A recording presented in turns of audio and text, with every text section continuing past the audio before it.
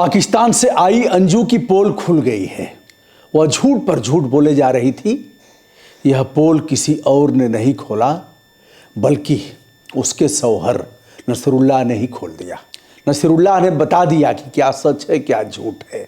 आप इस बात से अवगत हैं कि पाकिस्तान से कई महीने बाद अंजू लौटी है। अंजू लौटी है तो फातिमा होकर लौटी है। अपना धर्म भी परिवर्तन कर लिया और निकाह भी कर लिया। उसके फ़ोटो भी तमाम वायरल हुए। अब वो आ गई है भारत। जैसे ही अमृतसर के बाघा बॉर्डर पर वो आई, वैसे ही बीएसएफ बॉर्डर सिक्योरिटी फोर्स ने उसे अपने अंडर में लिया, कैंप में ले गए और पूछताछ किया। बॉर्डर तक नसरुल्लाह छोड़ने आया था। अंजू से काफ़ी पूछताछ हुई और पूछताछ करने के उपरांत यह हुआ कि ठीक है, अपने घर जाएगी, अपने पुराने पति के पास। तलाक तो अभी हुआ नहीं है। अंजू ने कहा, हम तलाक लेने आए हैं और बच्चों को देखने आए हैं। यदि सहमति बनी, बच्चे तैयार हुए, सब कुछ ठीक ठाक रहा, वैधानिकता अगर हमारे साथ रही तो हम बच्चों को भी पाकिस्तान ले जाएंगे। जैसा कि आपने देखा है, पाकिस्तान की लड़की आ गई है भारत, बताने की आवश्यकता नहीं है। वो अपने बच्चों को लेकर आई और दूसरी तरफ उसी समय कालखंड की घटना है, यह अपने पति और बच्चों को छोड़कर पाकिस्तान गई। दोस्तों, अंजू का क्या होगा? अंजू पाकिस्तान जाएगी, भारत में रह जाएगी, अरविंद उसे क्षमा कर देगा, बच्चे मम्मी के रूप में उसे अपना लेंगे।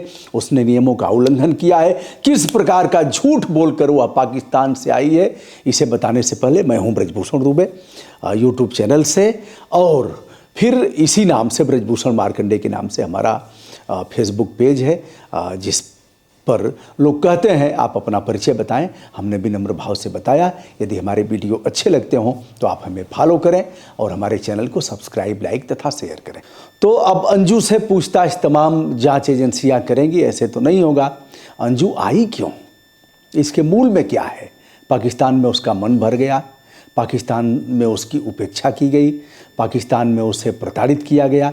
लेकिन आपने देखा, बहुत से उसे रोज़गार देने की भी बात हुई थी। पाकिस्तान में बड़ा स्वागत हुआ। उसे तो आवास प्रदान कराए जाने की भी घोषणा की गई और लोगों ने काफ़ी गिफ्ट भी दिया। और भारत आने के बाद अंजू बता रही है कि पाकिस्तान बहुत अच्छा है और मेरा बड़ा स्वागत हुआ, बहुत नेक लोग हैं और मैं बहुत खुश हूँ। वहाँ जाने के बाद नसरुल्लाह के साथ हमने निकाह कर लिया है और अब बच्चों को लेने आए हैं, तलाक देने आए हैं अरविंद को।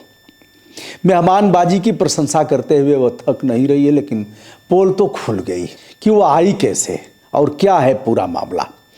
एक तो सीमा आई थी, उसका आने का अवैध तरीका था, विधि सम्मत नहीं था। लेकिन दूसरी तरफ भले ही अपने पति से झूठ बोल करके गई थी, लेकिन इसका तरीका जाने का वैध था पूरी तौर पर। यह भिवाड़ी से जाती है कह करके कि हम जयपुर जा रहे हैं किसी दोस्त के यहाँ और एक समारोह में शामिल होकर के हम 3-4 दिन में आ जाएंगे, लेकिन आती नहीं है और फिर यह पहुंच जाती है पाकिस्तान। इसे आपने देखा ही है। अंजू की एक बेटी है जिसकी उम्र है 15 साल। अब 3 साल और होगा तो वह पूरी तौर पर वयस्क हो जाएगी। अभी किशोरियों की उम्र में है, फिर 3 साल बाद उसकी शादी भी हो सकती है। यानी वह पूरी तौर पर समझदार है और सब कुछ जानती है कि मम्मी ने क्या किया है, पापा को कैसे धोखा दिया है, किस तरह से उसने पाकिस्तान जा कर के नसरुल्लाह के साथ शादी किया है। हम बच्चों के बारे में तनिक भी चिंता नहीं थी। वह पूरी तौर पर समझदार है। दूसरा एक बेटा है जिसकी उम्र 6 साल है। दोनों ने कह दिया है हम ऐसी मम्मी से मिलना नहीं चाहेंगे जिसने हमारे साथ धोखा किया और पापा को छोड़ करके चली गई।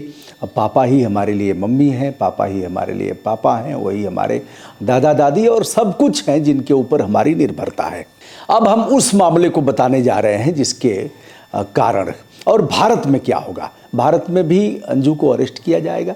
अंजू भारत में रह सकती है या नहीं रह सकती है, अगर इस बात पर चर्चा किया जाए तो अंजू तो अभी भारत की नागरिक है। भारत की नागरिकता खत्म हुई नहीं है। पाकिस्तान में गई तो पाकिस्तान की नागरिकता उसे मिली नहीं है। शादी किया है तो वह सोशल साइट पर आया, हो सकता है किसी कोर्ट वोर्ट में उसको रजिस्टर्ड कराया हो, लेकिन इसके बारे में मैं पूरी तौर पर नहीं जानता।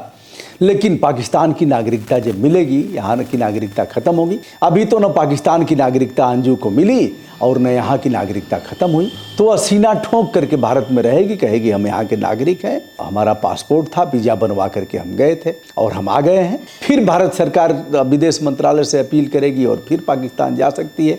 जाएगी आएगी जाएगी आएगी। अब चूक कहाँ हुई है इसे हम बताने जा रहे हैं। इस मामले में तमाम एजेंसियां लगी हुई हैं जिससे बात करेंगे, लेकिन अंजू गायब है। अंजू का कहीं अता पता नहीं है। तमाम मीडिया के लोग अपने अपने ढंग से उसे बता रहे हैं। मैं इस प्रकार का दावा नहीं कर सकता कि वह चौखट पर गई, चूँकि 2 स्थानों पर वह जा सकती है। पहला तो यह है कि भिवाड़ी जा सकती है जहाँ उसके पति अरविंद रहते हैं बच्चों के साथ। दूसरा वह ग्वालियर जा सकती है जहाँ उसके पापा रहते हैं। और दोनों ही स्थानों पर लोगों ने कहा है कि हम इसे आने नहीं देंगे, घुसने नहीं देंगे गांव में। इसने नाक कटवाया है और भारत पूरा शर्मसार हुआ है। इसने अपने पति को धोखा दिया है, बच्चों के साथ इसने अन्याय किया है। अभी तक अंजू दोनों स्थानों में कहीं नहीं पहुंची है, लेकिन अरविंद इस बात पर दृढ़ प्रतिज्ञ है, दावा कर रहा है कि हम इसे किसी भी तरह नहीं अपनाएंगे और यह जहाँ रहना हो रहे, जहाँ जाना हो जाए, हम बच्चों को पाल लेंगे। बच्चे भी तैयार हैं। बच्चे अगर तैयार नहीं होंगे तो कोई किसी भी तरह का कोई कानून बच्चों को सुपुर्द नहीं करेगा अंजू। वैधानिकता भी नहीं है। बच्चे अगर कहेंगे तो वह जाएंगे, नहीं है तो नहीं जाएंगे। चूँकि कमाऊ सदस्य अरविंद है, इसलिए कोर्ट में भी अगर मामला जाएगा तो वह बच्चों को देगा अरविंद के पास ही। ऐसे में अंजू भारत रह तो सकती है लेकिन कुछ कर नहीं सकती। अब हम वह बात बताने जा रहे हैं जिसके वजह से पाकिस्तान से वो आई। नसीरुल्लाह ने पाकिस्तानी चैनलों को बताया कि 1 महीने का वीज़ा था अंजू का। सोशल मीडिया पर हमारी दोस्ती हुई थी, दोस्ती किस तरह से बदली और फिर हम एक दूसरे के हो गए। पहले शादी का इरादा नहीं था, लेकिन बाद में परिस्थितियाँ ऐसी पैदा हुई कि हम लोगों ने शादी किया। हम लोग बड़े खुश हैं। हमने किसी तरह से अंजू को प्रताड़ित नहीं किया है, उसके साथ कोई भी दुर्व्यवहार नहीं किया है। हमारे उसके संबंध बहुत अच्छे हैं, बहुत हंसी खुशी हम लोगों का जीवन बीत रहा है, लेकिन हम पाकिस्तान में उसको रख नहीं पाए। इसके मूल में नसरुल्लाह ने बताया कि वह 1 महीने का वीज़ा बनवा करके पाकिस्तान में आई थी। वीज़ा ख़त्म हुआ, उसकी अवधि समाप्त हुई। अब वह अवैधानिक रूप से पाकिस्तान में रह रही थी। वैधानिक होने के लिए विदेश मंत्रालय, पाकिस्तान के विदेश मंत्रालय में वीज़ा की अवधि बढ़ाने के लिए आवेदन किया गया। काफ़ी भाग दौड़ मेहनत करने के बाद भी वीज़ा की अवधि नहीं बढ़ी। यानी पाकिस्तान के विदेश मंत्रालय ने कहा अंजू 1 महीने के लिए तुम आई थी, आकर के भले ही फातिमा बन गई, लेकिन हम वीज़ा की अवधि अब नहीं बढ़ाएंगे, तुम्हें भारत जाना ही पड़ेगा। अंजू यदि भारत नहीं आती तो जो नियम प्रतिपादित किए गए हैं, फॉरेन एक्ट बना है पाकिस्तान में, उसके तहत अंजू अब जेल जाती, अंजू के ऊपर कार्रवाई की जाती। ऐसे में अंजू को विवश होकर के भारत आना पड़ा, क्योंकि जो वीज़ा बढ़ाने का अनुरोध किया गया था, आवेदन किया गया था, उसे अस्वीकार कर दिया गया अथवा उसमें काफ़ी समय लगेंगे। इसलिए डर के मारे नसरुल्लाह कहता है कि अब चली जाओ भारत, क्योंकि यहाँ तुम जेल में जाओगी, पाकिस्तान की बड़ी किरकिरी होगी और हम तुम दोनों जुदा हो जाएंगे। ऐसे में नसरुल्लाह ले आता है और सरहद पर अमृतसर के बाघा बॉर्डर पर छोड़ता है और अंजू आ जाती हैं भारत। अंजू चूँकि अभी तक तलाक का कुछ हुआ नहीं है, यह भी एक आपराधिक कृत्य है कि तलाक लेने के बाद ही आप अगली शादी करेंगे। आप चाहे शादी करें चाहे निकाह करें, अंजू ने वह काम भी नहीं किया है। यह भी हो सकता है कि ऐसे मामलों में अगर अरविंद कोर्ट जाता है तो अरविंद के पक्ष में यह मामला होगा, अंजू अपनी सफाई नहीं दे पाएंगी। तो अंजू को तमाम हमारी भारतीय खुफिया एजेंसियां पूछताछ करेंगी। ISI का ठप्पा तो नहीं लगा है, ऐसा तो नहीं है कि पाकिस्तान ने अंजू को प्रशिक्षित करके भेजा है कि जाओ और फिर यह तमाम खुफिया जानकारियां हमें प्रदान कराओ। भारत के लोग अच्छे हैं, सीमा को नहीं आने दिए, जबकि वह वैधानिक तरीके से आएगी तो तुम तो वहीं की रहने वाली हो, तुम्हारा क्या बिगड़ेगा। तो दोस्तों यह रहा मामला।